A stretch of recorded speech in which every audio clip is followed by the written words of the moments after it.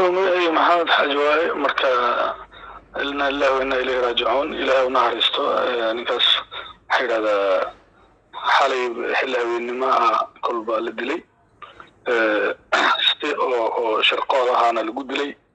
مركا إن شاء الله حواي dadkii dilayna waa sharciga la tiigsan doonaa dowladda halka noqdo xagee lagu dilay gudoomiyaha inta u dhaxayso warmaxan iyo afgooy buraxan shameer la yiraahdo lagu dilay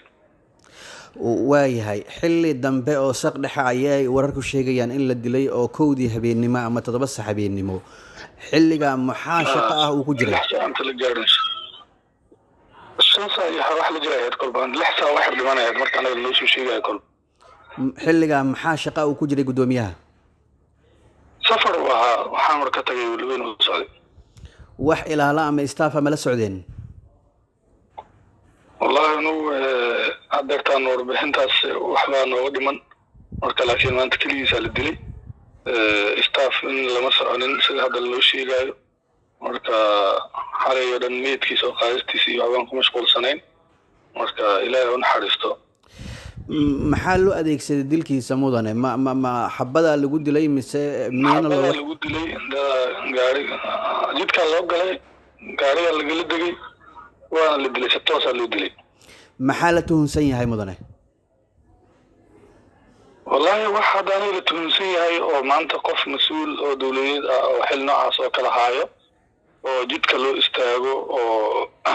ay dad dilaan anaga hadda wax loo tuhunsan yahay intaas gaari kara anaga ma ogin Soomaalidu kolba wax badan waa dhaxmari karaan laakiin marka wax hadda anaga weyn oo ninkaas arintiisa in xil qof noocaas oo kala hayo oo maamul ka tirsan oo ummadda u dhaxeeya in jidka loo galo oo saas loo dilo hadda taan aniga ognahay ma jiro wax tuhuna ama shaki ah in arintaas ay dhici karto ama uu idin la wadaago gudoomiyaha inta uu noolaa ma jirtay ma wax asigna la wadaago ma jirto waayahay dagaal baryahan wuxuu ka socday duleedka magaalada Beledweyne oo qabaa'il u dhaxeeyay ma wax lagu ay ku leedahay dagaalkaas wala weyn wallahi hada kolba cid dishay iyo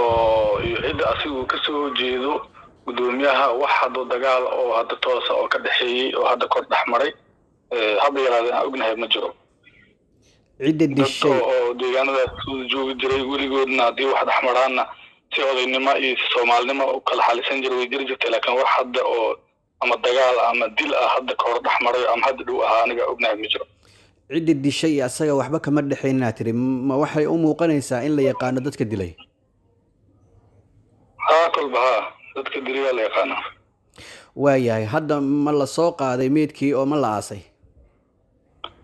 meedkii weli lama aasin kolba ayada dawladda arrimahaas khusaya kolba laga warsugaa in insha Allah taala aastaankiisa iyo eedii waxaas geysatay in sharciga la keeno marka